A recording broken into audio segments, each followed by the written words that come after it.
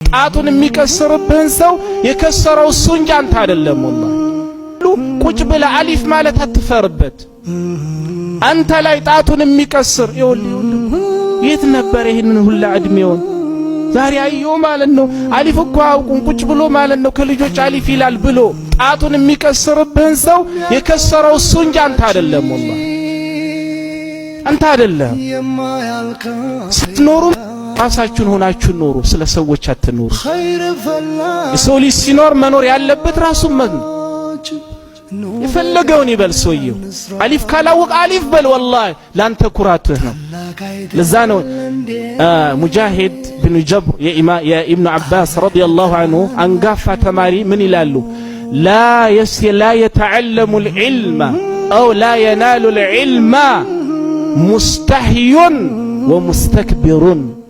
ሁለት ማለት ነው ሰዎች እውቀትን ማለት ነው መገብየት አይችሉም፣ እውቀትን መሸመት አይችሉም፣ የእውቀት ባለቤት መሆን አይችሉም። አንደኛው የሚያፍር ሰውና ሁለተኛ ደግሞ ማለት ነው የሚኮራ ሰው።